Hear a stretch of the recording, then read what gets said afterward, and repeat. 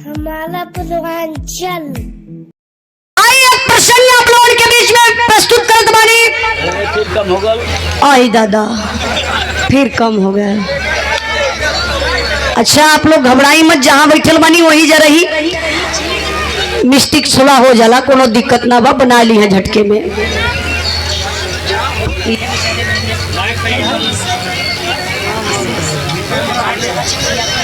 अरे कितना गरियावत हुई है, मारा दौड़त हुई है।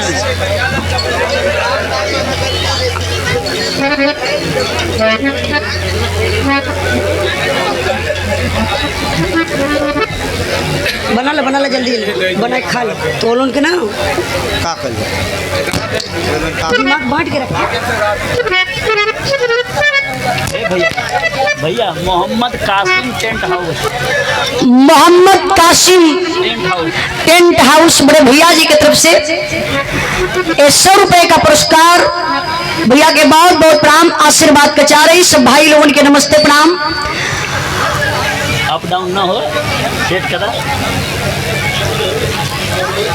हेलो ए भैया, ठीक है ना आपका सिस्टम, कोनो दिक्कत ना हुई। चलिए यही पर हम काम चलावत बनी।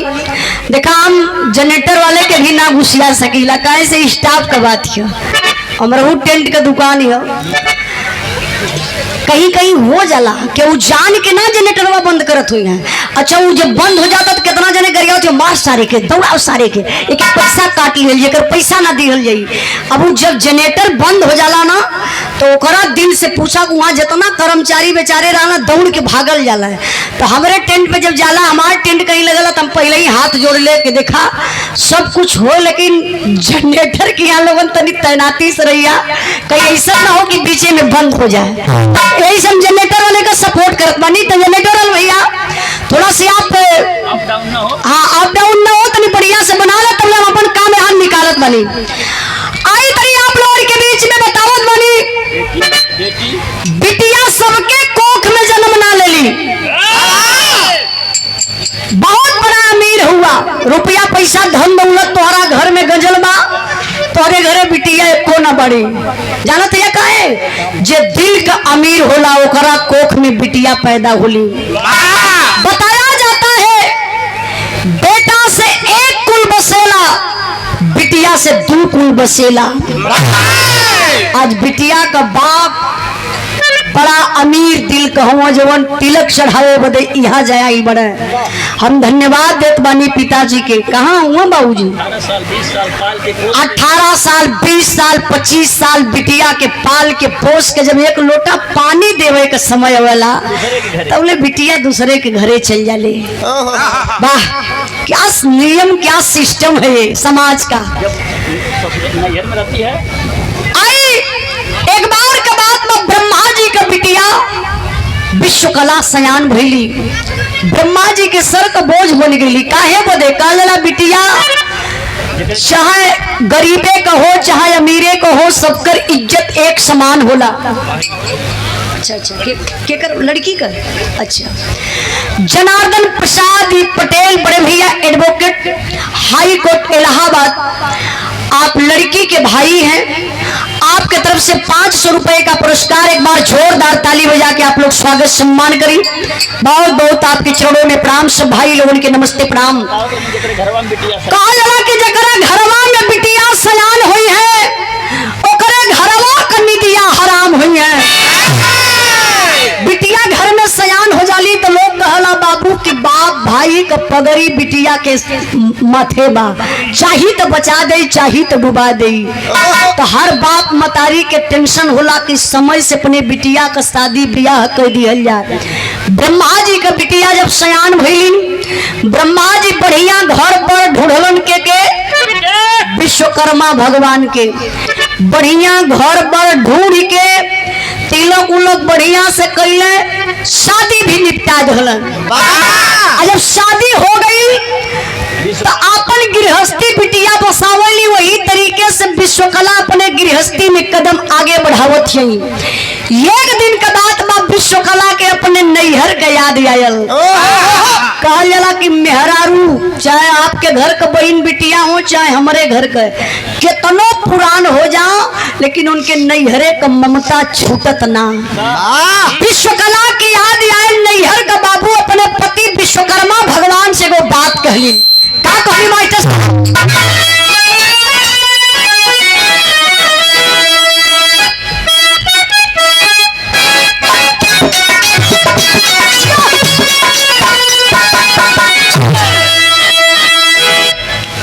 क्या नाम भैया? तू पढ़ा तो बतावा नहीं तब मदा पढ़े बदे आप बड़का भैया सुरेंद्र पटेल आप हैं? बताइए। अच्छा उधर भैया बैठे नहीं। सुरेंद्र पटेल प्रधान करनौली के धरती से प्रधान जी की तरफ से ही 200 रुपए का पुरस्कार आपके चरणों गिरल ना पैसा आपके चरणों में बहुत बहुत प्रणाम आशीर्वाद कचारी। प्रधान जी कहाँ बैठे नहीं? कुछ तो मनरेगा लगा तो धोखे में बाका है ना। हमके लगा था हम पैसों से पर्दा बैठा लगे कि प्रधान जी का मनरेगा लगा तो खतरे में बा। हरिचंद भैया आपका तो चकाचक लगा तो प्रमुख से बढ़िया लगाओ हो। अरे भैया ये कहाँ से खटखटाता हो? अच्छा अच्छा बना ला भैया हम आपो का सपोर्ट करत हैला। देखिए राजेश झल्लू राम पटेल ब्लॉक प्रमुख प्रत्याशी समाजवादी पार्टी से वार्ड नंबर 368 मुंगरा बादशाहपुर से बड़े भैया जी की तरफ से 200 रुपए का पुरस्कार आपके चरणों में बहुत बहुत प्रणाम आशीर्वाद कचा रही। आई तरी भी आप पर ध्यान नहीं कहना वाली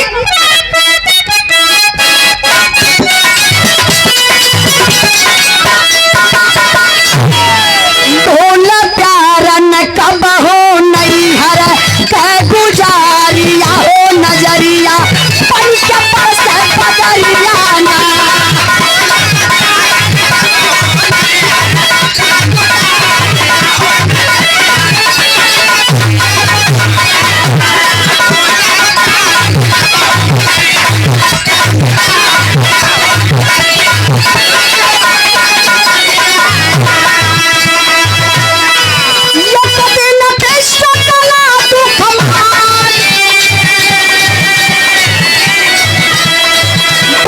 विश्वकर्मा से सैया बजे आओ चक्र बना के कहला विष्णु इंद्र के जाके हमारे भाई बाप का करिया नाकादारिया हो नगरिया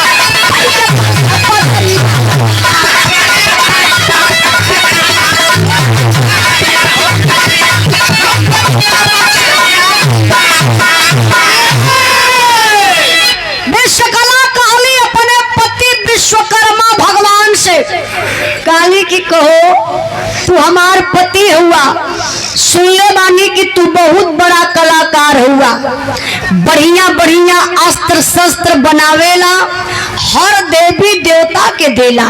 बाबा एक बात बतावा कहियो हमरहू भैयो बाबू के बारे में सोचला हमरहू नैहरे के बारे में कबो कुछ सोचला कि ना? विश्वकर्मा भगवान का ना देखा मेहरारू का जात कि पिटिर पिटिर बोले शुरू कैली तो के पता बा भैया बाबू के बारे में अपने जाने लू विश्वकला कली हम ना जानब तक तू जनबा। विश्वकर्मा भगवान टमटमाई के खड़ा भइलन खड़ा होई के कैलन का गीत बदल गई मास्टर साहब।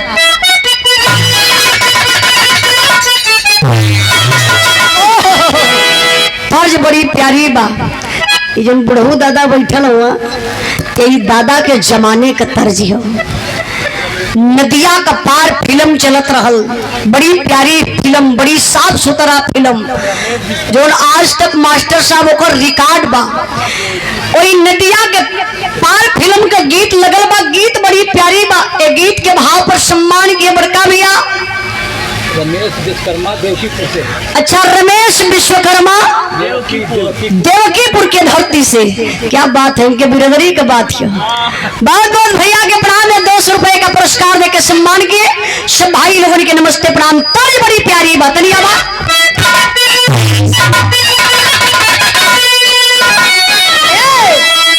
सच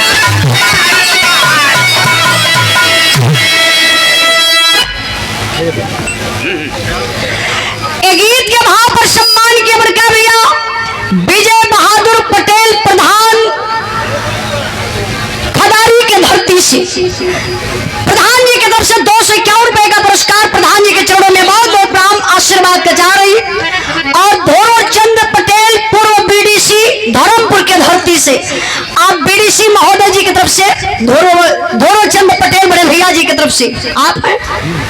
अच्छा, प्रधान जी के लगो में बैठल बनी, दोस्ती बढ़िया राम लखन को।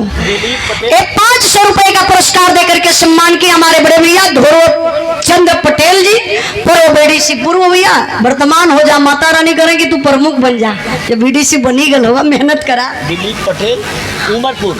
आप दिलीप पटेल उमरपुर की धरती से 100 रुपए का पुरस्कार देकर के सम्मान किए, भैया के बहुत बहुत प्रणाम। अच्छा, हमारे बड़े भैया हरिचंद कौन पटेल, सुशील कुमार पटेल, हमारे हरिचंद भैया प्रधान जी के आप छोटे भाई हैं। बड़े भैया जी की तरफ से 200 रुपए का पुरस्कार आपके चरणों में बहुत बहुत प्रणाम। सब भाई लोगों के नमस्ते प्रणाम। तनी बिरहा पर ध्यान दें, भाव में मास्टर साहब।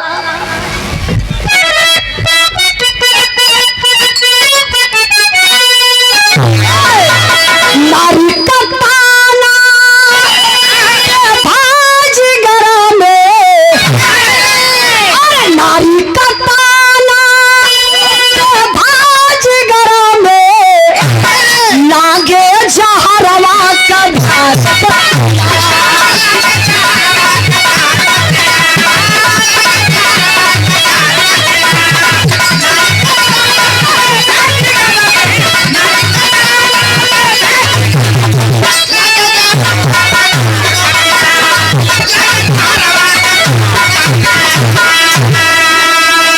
बाबू का तोहरा जाने ना प्रभुताई,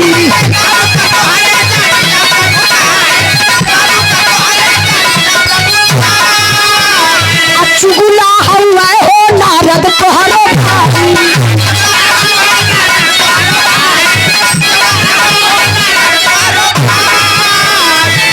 का करी है कायर का तारी हो जाई,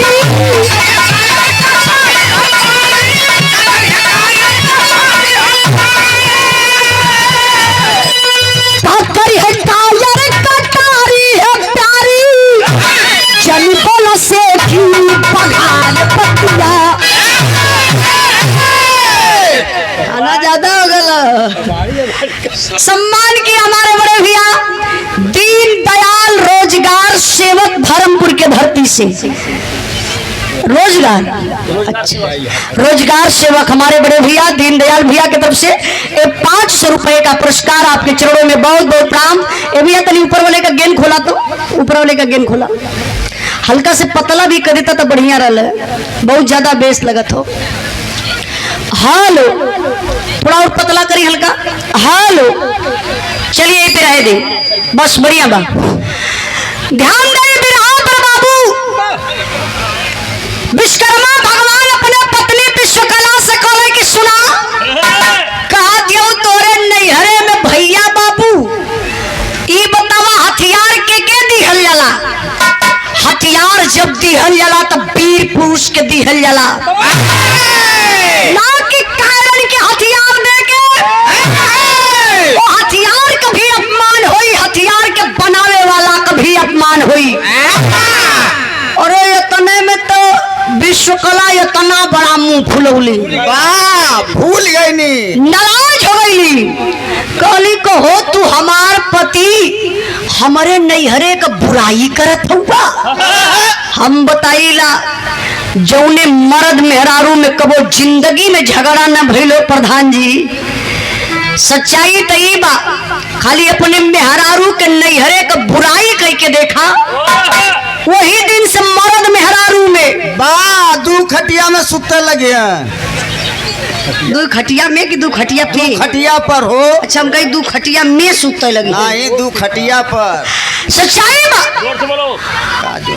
जौने दिने खाली अपने पत्नी से इतने कहदा, जवान लोगन का बतिया छड़ाई, बुढ़ऊ दादा लोग खाली मजाक में कह दे का हो बूढ़ा, भैया बाप के आज ले तो ना कुछ कहली, लेकिन आज कह दे थैला कि तोरे भैया बाबू के हम जानी लग के तने पानी में हुआ है।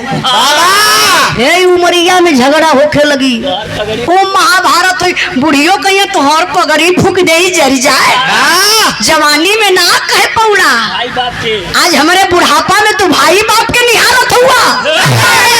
समझ ला कि वो घर में महाभारत शुरू।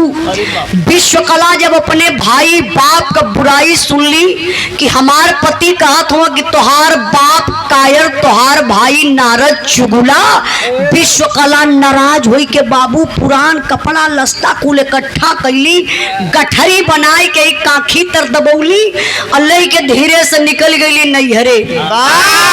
और जब नैहरे चली गई विश्व कला तब विश्वकर्मा भगवान के रही न जात हो। अच्छा एक बात आप लोग बतावा, मेहरारू नाराज होली तो कहाँ जाली?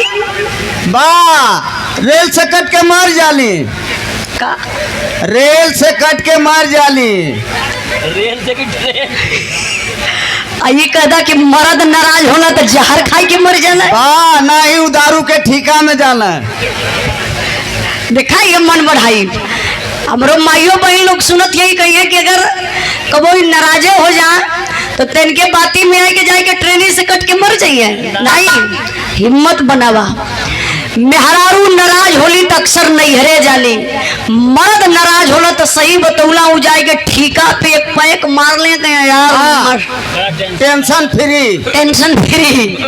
हाँ, अब तक विश्वकला चल गई नैहरे, विश्वकर्मा भगवान के रही ना जात हो। कहला हम मर्द का बच्चा वो कलाकार और वो कलाकार अगर जाइब ससुरारी में विश्वकला के मनावे ना मनी है ना यही है तो हमारा अपमान ना पूरे मर्द बिरदरी का अपमान हो जाई।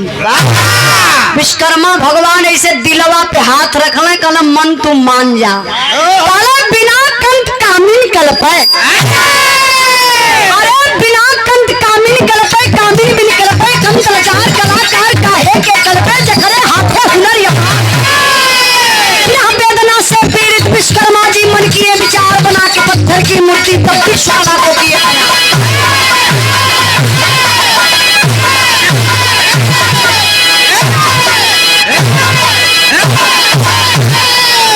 विश्वकर्मा भगवान का कलाकार है ला कलाकार।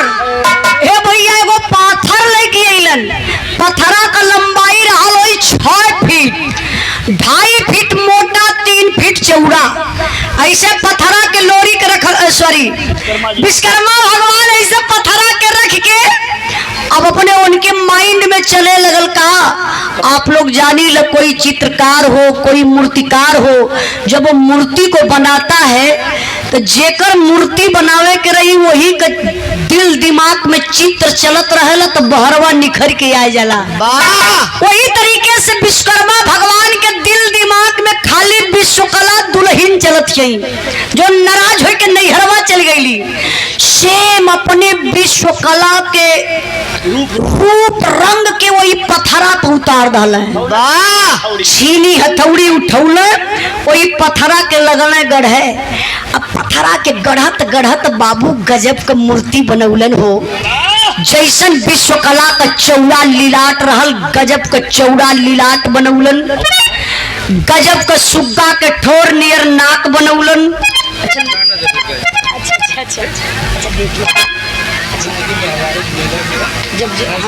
अच्छा बिरहा के बाद ना भैया, बहुत बहुत धन्यवाद। ए भैया का फरमाइश हो, विनय पटेल मीरपुर मधुपुर की धरती से भैया, सोनभद्र वहां से अलवानी। बहुत बहुत भैया के प्रणाम। 251 रुपए का पुरस्कार दिले उजाला यादव जी का। बिरहा के अच्छा बहुत बड़े प्रेमी, हमारे बिरहा का बहुत बड़ा फैन हुआ भैया। आपके दिल से बहुत बहुत धन्यवाद प्रणाम करत बानी।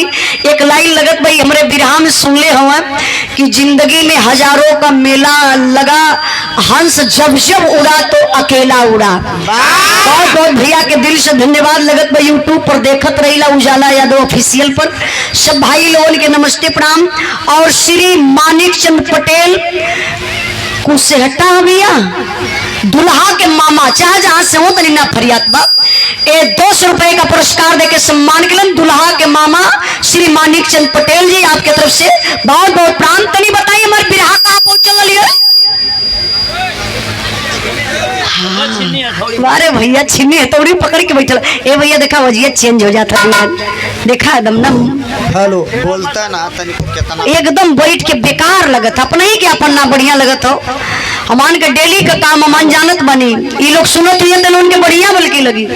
हालो थोड़ा से और पतला करी आवाज बढ़ाएं तो एक पॉइंट। हमके तो एक घंटा इस मशीनिए सेट करावत लग गल, कब से खड़ा ही हमारो हाथ पैर पिराए लगल भैया। हालो बस यही पर छोड़ा, हाय हाय हाय हाय तनी से सेट करावता तब सीटी आ जाता। हालो यही पर छोड़ दा तो और देखा कैसे हेलो हेलो कोरसबा एकदम ना बोला था वीर। हेलो हेलो बढ़ावा कोरस हेलो हेलो मालूम पड़ सकता बोला बोला hello hello hello hello hello hello. भैया कोरस बढ़ावे के ऊपर वाला तो ठीक हो जाता, कोरसबा एकदम ना बोला था। हेलो हेलो हेलो हेलो सुना था भैया कोरस, आई कोरसबा सुना था आप लोगों ने ना ना हमारा आवाज सुना था ना। ऊपर वाला छोड़ा भैया, नीचे वाला देखा हेलो देख ला जल्दी रहे। हेलो हेलो अपन लीड पकड़ के दांत निशा यो करा जल्दी करे। हेलो। 5 मिनट और ऐसे संभालता हमारा काम हो जा, यो लोग खैले पिए ना हो जाके खाए पिए बोलत रहा। हेलो अबे तो ले गई ना। Hello hello hello hello hello hello पतला करा भैया पतला करा। हेलो हेलो हेलो एक जन बोला पहले, एक जने तू बोला। हेलो हेलो हेलो भैया एक के बढ़ावा, हेलो हेलो हेलो इतने पे बढ़ा दा काम बढ़िया हो जाए तू। हेलो हेलो हेलो ओवर वाला के बढ़ावा ना ना हो पाई। बोला बोला हेलो चला जैसे ही होता हेलो बढ़ा तो ना भैया। हेलो हेलो अरे 5 मिनट में तब तो हमार कुल कमुआ बिगड़ जाए तो का करोगे। हेलो हेलो हेलो हेलो हाँ सही बात। हेलो हेलो ठीक हो हेलो हेलो हेलो लगत में इनका ना हरनवा में बोला था, साउंडवा में ना बोला था। हेलो चला पैसा टिला हेलो हालो चला आई तरी बिरहा पर ध्यान दई। चीनी हथौड़ी उठौले हो विश्वकर्मा भगवान छीनी हथौड़ी उठौलन, अब गजब को पत्थरा के बाबू गढ़ के मूर्ति बनौलन हो। वाह जैसन विश्वकला का बनावा रात भर तो लोग बने न पाई भैया तुम अपन बन ना पाई। अरे हम बोलत लो पे सिटी होता तो कैसे आई हां काम का मौके ले बढ़ाई बढ़ाई को ऐसे सीख ऊपर वाले में सीटी बा, समझा ला दे ऊपर वाले में सीटी बा। चला हालो हालो ठीक है चलो यही पर छोड़ा। चला छीनी हथौड़ी उठा ले। विश्वकर्मा भगवान छीनी हथौड़ी उठौला बाबू लगले वही पत्थरा के गढ़ है। गढ़ के गजब का विश्वकला का रूप तैयार कैलन। अच्छा तो मूर्ति बन गई बाबू, अब बिना श्रृंगार के मूर्तियां मजा ना देई। विश्वकर्मा भगवान एक नकली बार बनौलन। अब हम का करी, जहाँ बोलत लो वही में सीटी हो। बोला हम बल्कि ना बोलत ला तो ठीक है, जब बोल देत ला तो सीटी नहीं लगत हो। देखा कैसे बोलत है। हम तो भगवान से मनावती 5 मिनट खाली बढ़िया बोलते थे, 5 मिनट 4 जगह लगा था तो और सट्टा बढ़ जाए।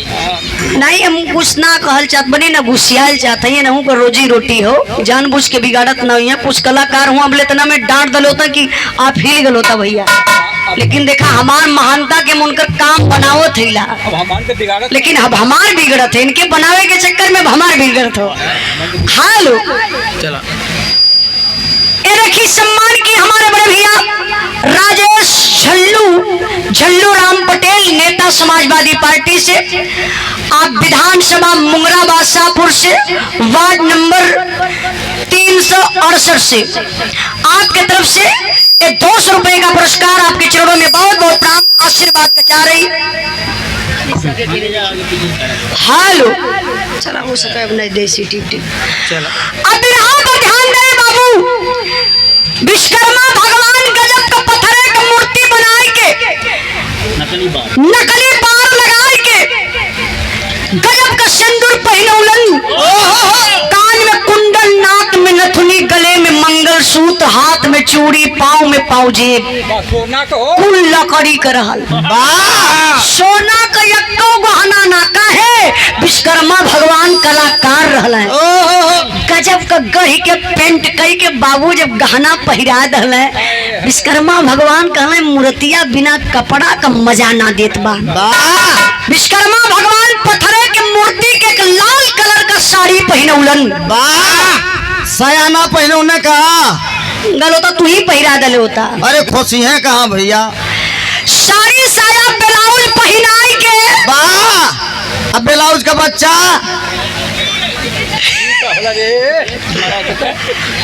तो हर तो आए गल काल, तू जाए वाला हुआ आलो, तू ब्लाउज का बच्चा यहाँ दिखावे देखे। हाँ अभी ब्लाउज का बच्चा का होला इनसे मिला के लोग पूछा, वाह वो मेला में बिचाला टांगल लाइन से।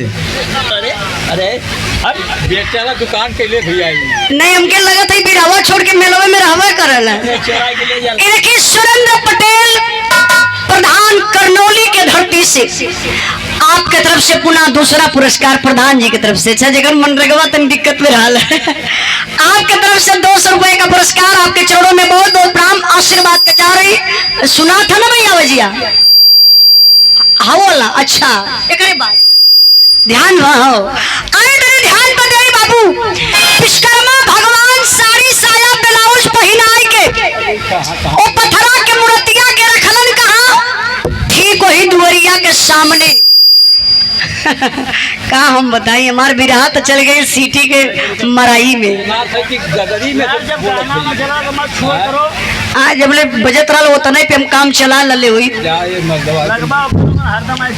हेलो अरे एकदम पता की एकदम बेकार के चला पहले बिरहा गाला, पहले बिरावा गाला।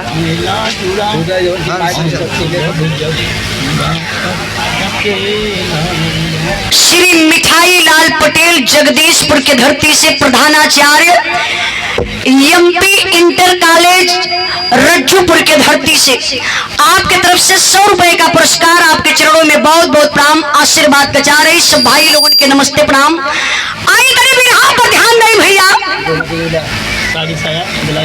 विश्वकर्मा भगवान पत्थरा के मूर्तिया के ले जाए के वही ठीक दुआरी के सामने खड़ा कैलन। जब दुआरी के सामने खड़ा कैलन तो पत्थरा के मूर्तिया के सतवा विश्वकर्मा भगवान करे का मास्टर साहब तारी बड़ी बढ़िया लगल बा।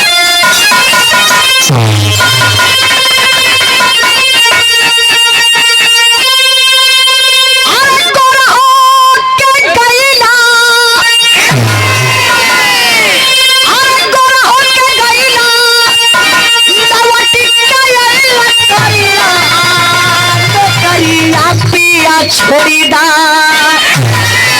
अरे नौकरिया पिया छोड़ी दा चल जाया कोई छोड़ी दा।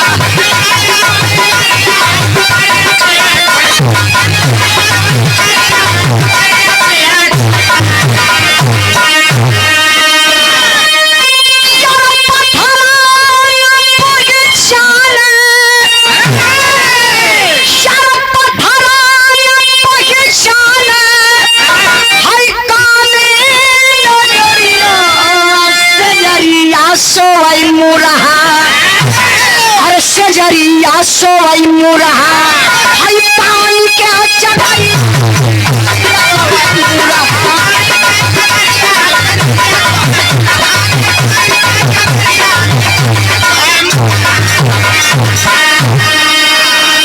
अरे अरे झूमे बार बार धई के बाह में मूर्तिया।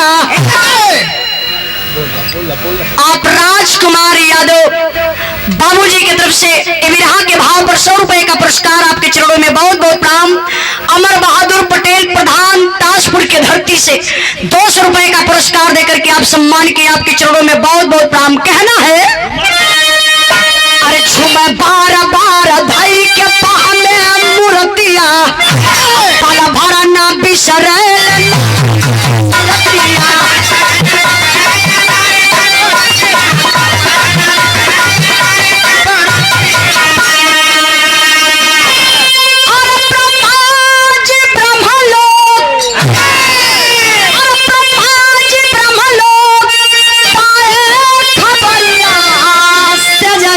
सोवई मुरहा।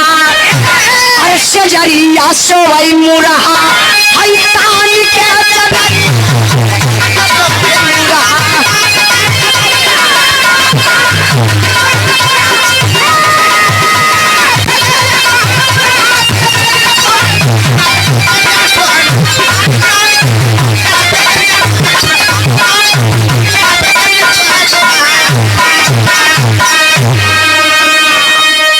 अब कुछ सुना तो भैया बहुत भार लेता। अब बताइए हम कितना सांसद में गावत बनी हो कि हम ही जानत बनी। दूसर कोई रहता मन गईबो ना करती। और सच्चाई बा ये आप लोगों का प्यार गवावत बा। अगर आप लोग बैठल ना रहता सही से तब बैठ गल होती।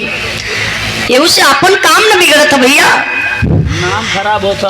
1 रुपए का पुरस्कार। अब देखा इतना यूट्यूबर भाई लोग लगल हो, अगर ये नेट पे गाना चढ़ी तो तोहार ना बदनामी हमान के हुई। अब देखा बना लो वही मतलब ना कुछ कलिए काली के बना ले तो ठीक हो।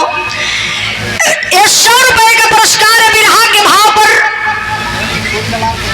कौन पटेल? सोनेलाल पटेल। सोनेलाल पटेल आप बड़े भैया जी की तरफ से 100 रुपए का पुरस्कार, बहुत बहुत प्रणाम। अच्छा यही गांव के निवासी आप बता दीजिए। शिव बहादुर पटेल रज्जूपुर के धरती से आपके तरफ से 100 रुपए का पुरस्कार, आपके चरणों में बहुत बहुत प्रणाम आशीर्वाद के चाह रही। तनी आई बिरहा पर ध्यान दई। बिरहा मार कहाँ पहुंचल वाले भैया कुछ याद हो? हाय हाय हाय हाय रे चच्चा, इतना खराब स्थिति में बिरहा पकड़ के बैठल हुआ। कहा तो सरिया उरिया पहनाई के विश्वकर्मा भगवान वो घरा में कैले होवन। विश्वकर्मा भगवान अब वही पथरा के मूर्तिया कैसे गोदिया में उठा ले, रतिया भर लेके झुम्मा घुम्मा काहे उनके तृप्ति मिले कि हमार विश्वकला ई है बाटी।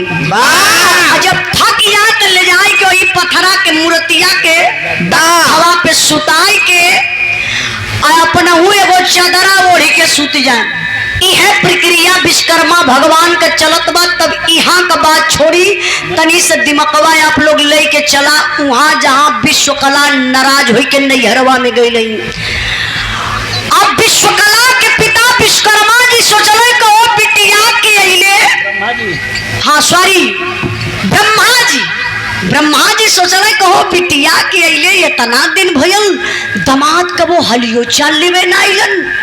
अब ब्रह्मा जी गुस्सा में लाल बाबू अइले ब्रह्मलोक से विश्वकर्मा जी के घरे।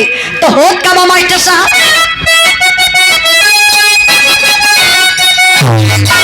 अरे आए विश्वकर्मा के घर पक्रोतमानी मूर्ति पे गिर गए कमंडल का पानी।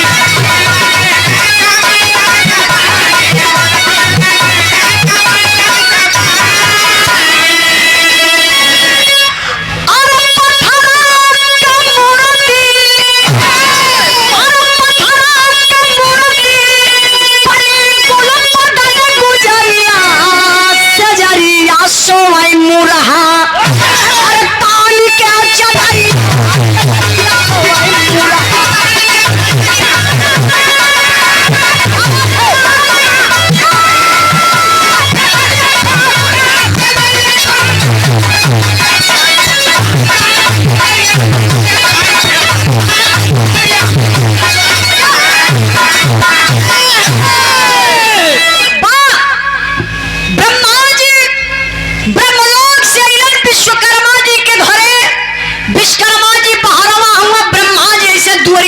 ताकत हुआ तबले तो बाबू गजब हो गया। दुवरिया रहल छोट, चौखटवा रहल ऊंच, हाथ में रहल कमंडल, कमंडलवा का पेनिया जाए के चौखटवा में लड़ी गई। अब ब्रह्मा जी के कमंडल का पानी हलक के छलक के वही पत्थरा के मूर्तिया पर चल गल। गजब ही है भयल कि वो पत्थरा के मूर्तिया में जान पड़ गल। पत्थरा का मूर्तिया में हरारो बन गई, लगल डोले बोले खाए पिए। विश्वकर्मा जी के लेके सुत। चचा चचा सुन ला। ए भैया अरे दूर से चला भाई ले ला हाँ प्रधान का मनई समझ गई समझ गई। प्रधान का आदमी हो। दसी दसी दसी के नाम से हम तो जाने कि पूरा फुल ड्रिंक में हो, लेकिन दसी बनवासी प्रधान जी के मनई, प्रधान जी को मनई हो, लेकिन दिल का बहुत फ्रेश आदमी हवा। देखा इतना फ्रेश कहाँ क्यों बोला कहते भैया हम कहते प्रधान जी का मनई हिला। मनई का मतलब समझत हुआ ना, आदमी आदमी प्रधान जी के आदमी हो। ये मत समझिया कौन से बियाह शादी वाला। और बहुत आपके पढ़ा में 100 रुपए का पुरस्कार तरी आई, फिर हाँ पर ध्यान दई। आज का कोनो मतलब ना नहीं करे था। देखिए अब विश्वकर्मा भगवान का 10 उंगली घीव में काहे बदे हई पत्थरा का मूर्ति ब्रह्मा जी के कमंडल के पानी से मेहरा रू बन गई। असिल की विश्वकला नाराज होई के नहीं हरे गई है। धीरे धीरे समय बीतल, वही पत्थरा वाली के साथे अपन जिंदगी विश्वकर्मा भगवान बितावत हुए। एक दिन का बात है, बाबू ब्रह्मा जी अपने बेटवा नारद के बुलाए के को बात कहल कहो बेटा हम कुछ दिन पहले का बात बतावत बानी। हम गलली दामाद के घरवा, दामाद जी बहरवा रहलन, घरवा में कौनो मेहरारू को चूड़ी बाजत रहल। बेटा जाता पता लगाए उता इतनी बात बाबू जब नारद जी सुनलन तक कैलन का मास्टर साहब पापड़ कलाएंगे दा।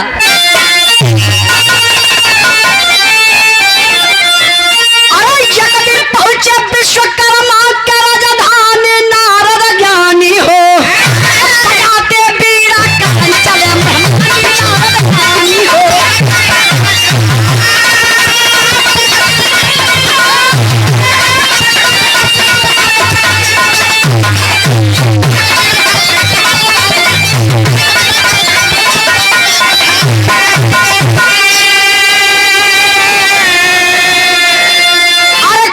खुशी से गले मिले, हंसी के बहानों इशार हो। अब भगत में जुटी गई है विश्वकर्मा प्रेम प्रसार हो। विश्वकला तब लेके आई पानी, नारद ज्ञानी हो। एक बहन को यक तुरंत चकराई, नारद ज्ञानी हो।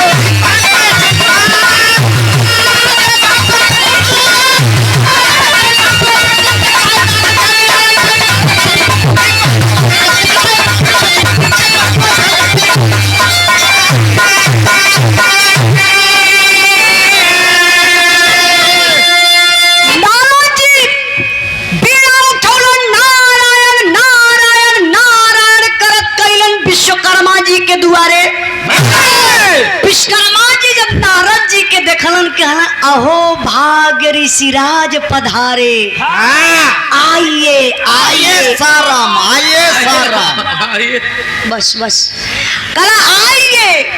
विश्वकर्मा जी दरी बिछौलन, नारद जी पलथरिया मार के दरिया पे बैठलन।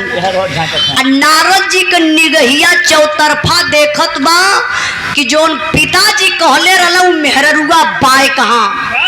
तब बोले तो भैया हो पथरा वाली मीठा पानी लेहली, हारन बढ़त बा भैया हईबो न करे वहाँ जाए, हम अपन काम निकाल लिए। अब खुद हम अपने आप के बोर होत बानी, चला बोर वैसे अपने काम से ना होखल जाला, लेकिन कभी कभी ऐसा माफिल सिस्टम बन जाला कि अपने मन बोर होके लगल यार। अब विश्वकर्मा भगवान के कुछ पता ना है बाबू, पथरा वाली मूर्ति ले आई के, सॉरी पथरा का जो मेहरारू बनली ले आई के नारद जी के बगल में जब पानी देहली मिठा रखली न नारद जी के पानी पियायल न मिठा खवायल। नारद जी के मुहवा बबाए गल, कहल कहो ये बहिनिया काहे से पथरा वाली के एकदम सेम विश्वकला का रूप रंग बनौले रहलन। नारद जी कहला बहिन हम घरवा रहली तो बहिन घरे रहल है, आई कैसे बहनोई के घरे आई गई। अब नारद जी ने पानी पियने न मिठा खैले उठा लगा पीड़ा। नारायण नारायण नारायण करत का बाबू पहुंचला ब्रह्मलोक में। वही पारवा से चिल्लात हो कल रे बहिनिया गजब गजब विश्वकला काली का भल भैया कहाँ तू नैहर संभारत क्यों। वहां देखा बहनोई दूसर मेहरारू लिया के राखी रहल। अरे बाप रे बप्पा, यही से कहा जाला मेहरारू पत्थरों को सवत बर्दाश्त न करी है। चाहे वो आज का जमाना हो चाहे पहले का, अब तो रॉन्ग नंबर ना बर्दाश्त करी है। ए मास्टर साहब अच्छा, विकास के जीजा बेनिकपुर के धरती सुजानगंज से आपके तरफ से बिरहा के भाव पर 500 रुपए का पुरस्कार आपके चरणों में बहुत बहुत प्रणाम आशीर्वाद का चाह रही भैया। अब जानत या का होता इतना सिस्टम यहाँ बदल चुकल हो कि हिम्मत पड़त ये खाली हमार कहानियां समझाए उठे। यही से ना का होती कि तनी से भटक जाई, कोशिश करत है मास्टर साहब। अब नारद जी जब गईलन तनी कहानियां समझ ले, नहीं तो टूट जाएगी। नारद जी जब गईलन घरे अपने बहन से कहले कि बहनिया बहनोई दूसर में हरारू ले आई के राखी लले। अरे बाप रे बप्पा, जो न गठरी लेके विश्वकला गई हली न, फिर काखी तर दबौली भागल ऐली नैहरे से ससुरे। और जब ससुरवा में ऐली तब का होता मास्टर साहब।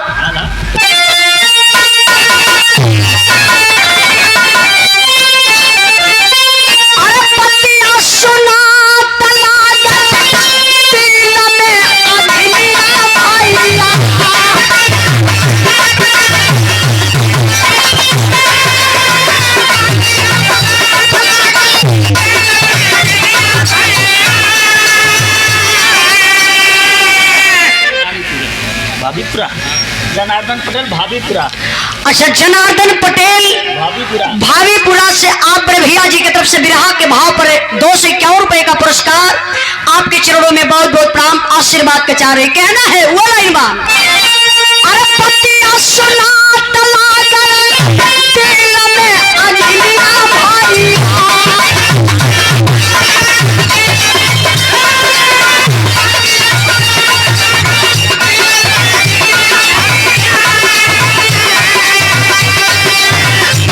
विश्वकला तब ससुरा पहले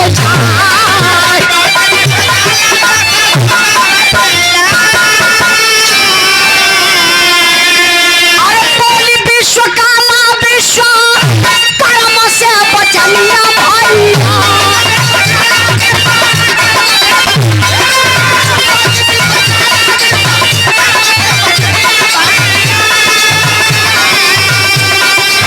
घरे में से सैया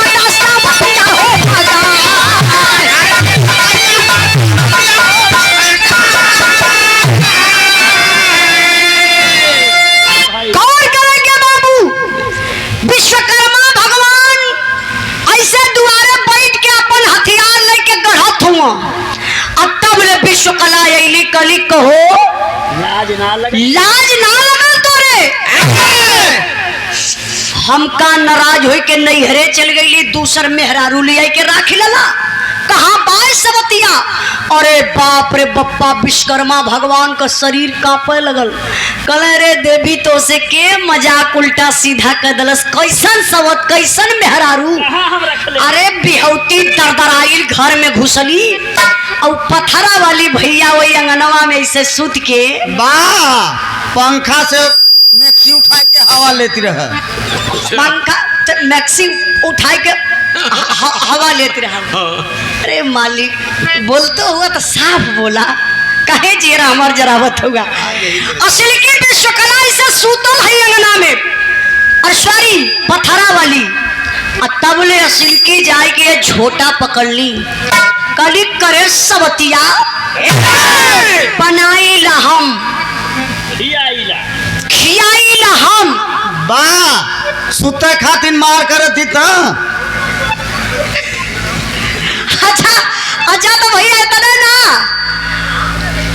तबले सिल्की काली करे सबतिया घर हमार दुआर हमार भतार हमार तय कहाँ से रे? अब तो भैया हो गल गर्मी गर्मा और सिल्की पकड़ली हरिशन भैया नकल की कबार पथरा वाली का अब पथरा वाली पकड़ला सा सिल्की कबार। एक मिनट और अब पकड़ के बार बाबू वही अंगना में कैली पटकी पटका तब तक विश्वकर्मा भगवान के कलेजा कांप उठल कि अब तक लगत दोनों लड़के मर जाई हैं फिर तीसरकी मेहरारू का कहाँ से व्यवस्था करबे। विश्वकर्मा भगवान परोर के मंत्र चलो कहला असली वाली नारी असली हो जा पाथर वाली नारी फिर से हो जा पथरा वाली स्टाफ। तबले सिल्की कहली देखा देखा सबतिया कहे मारली धक्का ऐसे पथरा वाली गिरल बाबू सिल्की विश्वकला कहली ना रही बांस ना बाजी बांसुरी सबतिया के काटब उठौली छीनी हथौड़ी बाबू लगली जगह जगह से काटे मरली यही से गर्दन कट गल मरली दोनों बाह कट गई मरली सीना फट गल। संस्कार पटेल थलोही के धरती से 100 रुपए का पुरस्कार बहुत बहुत प्रणाम आशीर्वाद कचारी। मरली बाबू जब गर्दन कटल सीना फटल बाह कटल गजब तयब भयल जब एक छीनी हथौड़ी मरली पेटवा पे हो भैया पेटवा फटल एक सुंदर सा लड़की पैदा भइल। वाह मतलब विश्वकर्मा जी अपन काम कर चुकल रहना नहीं तो हम मना जानकारी है। वाह एक ठे हो गल अब कैसे जानकारी ना हो। वो लड़की पैदा भइल ओकर नाम का पड़ल बिरहा का आखिरी लाइन आखिरी पॉइंट मास्टर साहब तनी भैया ली बजा दो तो जब जबूरा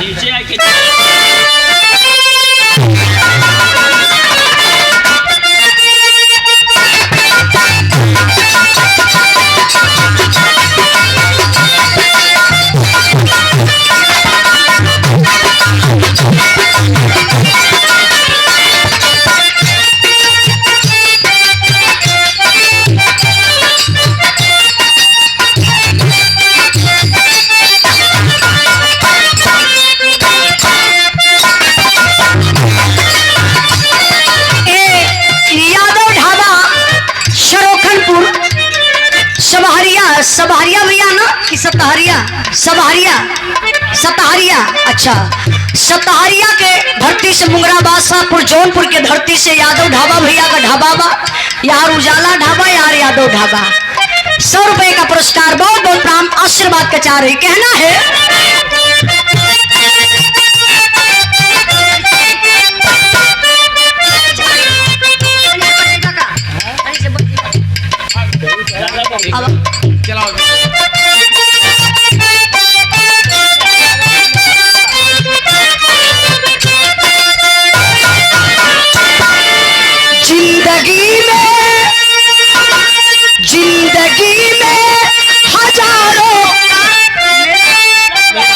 जिंदगी में हजारों का मेला लगा हंस जब जब उड़ाते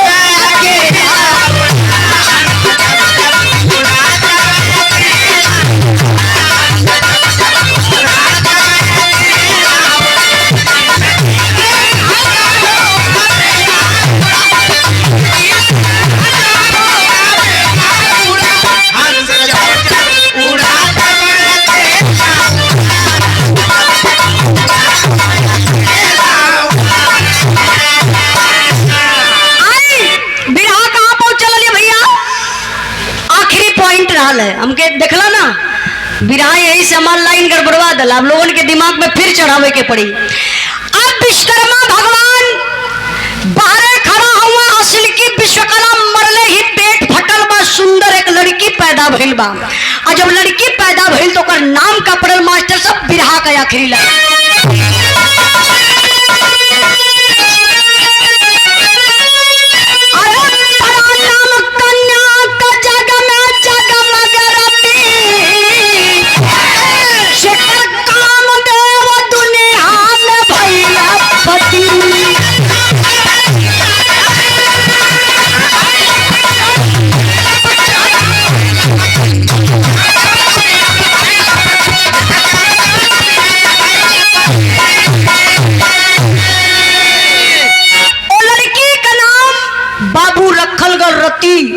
रति जब सयान भइलिन तो उनकर बियाह भयल कामदेव से।